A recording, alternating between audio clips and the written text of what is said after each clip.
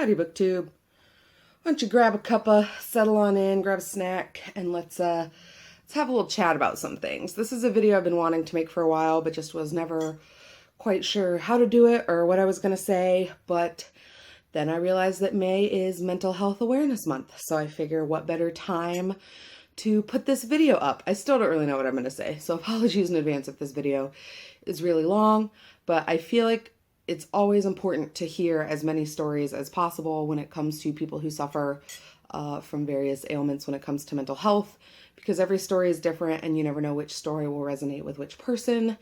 So yeah, I am just here to talk to you today about my experiences with mental health and with depression and anxiety. I have watched a lot of these videos. There's a really good hashtag on Twitter that I will link to down below that deals with all of Mental Health Awareness Month. I will also link several resource videos down below. These are videos put out by, and please, and forgive me for mispronouncing this, Constitutional NRK. My dear friend Anne, who I lived with in college, and her partner are putting up videos online that deal with mental health, specifically with anxiety, and providing life hacks and coping mechanisms, both for the day-to-day, for emergency situations, for stressful times like holidays. And those videos are some of the most helpful that I've found recently. And really, having dealt with mental health herself, having dealt with anxiety herself, really offers some funny and touching and accurate and helpful tips to get through. So I will link those down below. Please go check them out. Pass them along if you think they might be helpful to anybody that you know.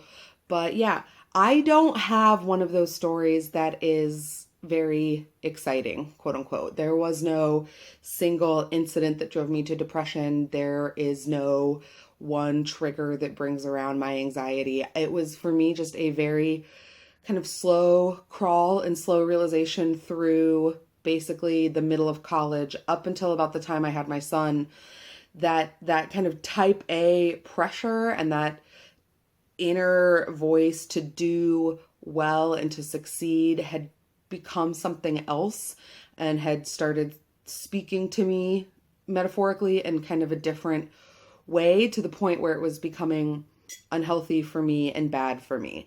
I've always been the smart kid. I have always prided myself and taken stock of my worth in accordance to how well I did in school, how much the teachers liked me, how much extra work I was going to be able to do. I was that kid. And I think it's because I didn't have, like, that was my outlet of success. I wasn't a jock. I was in drama, but I wasn't like the star of the show. I didn't, I wasn't in band or doing other like performative things except for fun. And so when it came to an area in which I chose to excel, it was always academics. It has been that way since the very, very earliest thing that I can remember, like to the point of asking for extra homework in like the first grade, or for any homework, because you don't get homework in the first grade. But it's just kind of slowly started to shift to something else when I hit college. It went from wanting to do the best I could in order to kind of set myself apart and distinguish myself, into this anxiety or this fear that if I didn't do that, I would lose my worth or I wouldn't be worth anything. And so in that mindset, when I did poorly, it reinforced that idea. So that brought on bouts of depression, to the point where a lot of times in my junior year of college, I just didn't go to class. I did all the reading. I submitted everything from home. I lied to my professors and made up reasons and illnesses and family tragedies, reasons that I had to stay home, but I was still doing the work and I was still submitting the work and still doing really well on the work. And so it was this weird kind of limbo to be caught in, and this kind of weird reinforcing cycle where obviously the more I stayed home, I missed out on those participation points. I missed out on a lot of the benefits of being in class. And it got, like I said, by the end of my junior year of college, it got so bad that I finally decided to, well, I didn't decide anything. My roommate decided that I needed to go talk to the on-campus mental health services provider, which I did. And I was given a prescription for some Zoloft, which I started to take. And it was really helpful. It was really, really helpful. It got me out of my head. It stopped that negative feedback loop in my mind, and it allowed me to kind of re-enter the university atmosphere and become a viable member of my academic community, which is what I wanted all along. Fast forward another couple of years, I graduated, I got my master's.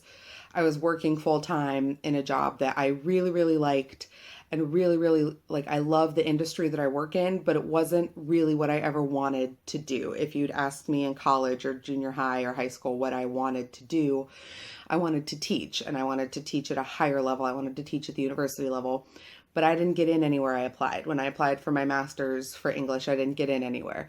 I did get in for my master's for information and library science. The part of this that deals with mental health is I was so terrified about not being in academia and not having that academic label next to my, like that student label next to my name, that I decided to just go into my master's in library sciences. I love libraries. I love working in a public library and serving my community. But the thing that drove me to my master's was this deeply held anxiety that I would lose footing and lose the anchoring of who I was if I wasn't continuing to be a student for as long as possible.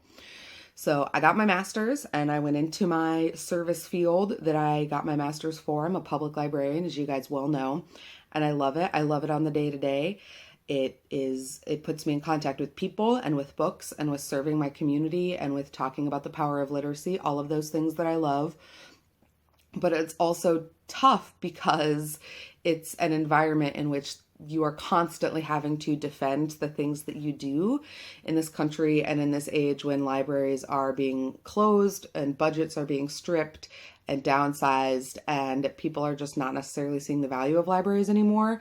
It has continued to put that pressure on me and to put me into my own head in a way that is incredibly negative.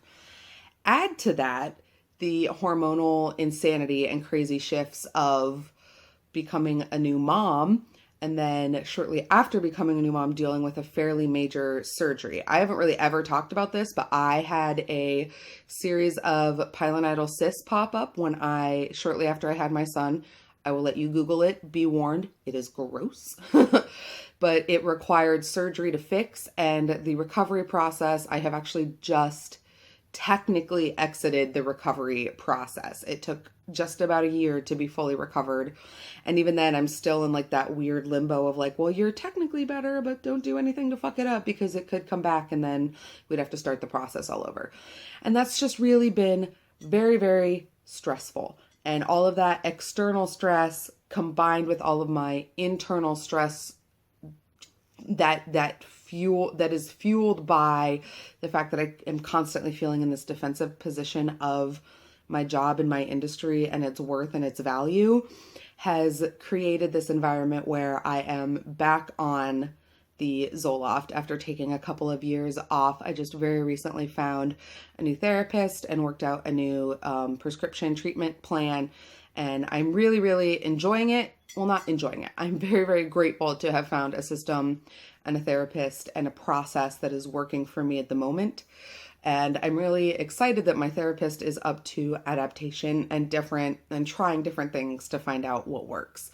I think that's the thing I didn't get in college. I just got a prescription. I saw the mental health counselor and she just wrote me a prescription, which I'm sure, no slight to her, is because she has to see, she's one of like 5 serving a campus of like over 10,000 kids. So I'm sure that to her, my academic anxiety was small potatoes and she had other people that she felt like she needed to help. It's weird to tell this story out loud because it feels so self-indulgent and talking about anxiety fueled by that academic need to achieve and how much that factors into what I saw as my worth as a person. It just feels very petty. But like I said, I feel like it's important for everybody to hear everybody's story, because whatever the reasons or causes are of your anxiety, depression, other struggles with mental health, the outcome is the same, in that we all need support, we all need love and respect, and most importantly, we all need that self-care aspect. That's why I'm linking those videos down below. because a lot of them and a lot of the tips deal with knowing yourself and being able to take care of yourself to head off some of the worst outcomes of your struggles and your mental health stuff. So I'm not entirely sure that this video will ever go up. If you're seeing it, please be kind. Please feel free to share your story. Please be respectful. Like the tagline for May is, you know, get rid of the stigma, to release the stigma of mental health. And I feel like that's important because you probably would not know in looking or talking to me that the voices in my head and that the things in my head that are going on the way that they are. But they are. And so you never know what other people are dealing with and what other people's stories really are. So that is my contribution to Mental Health Awareness Month. And I hope that you can leave your contribution down below. As always, I am on social media. If you want to chat books, if you want to chat mental health, please feel free to come find me. I love you all very, very dearly. Take care of yourselves.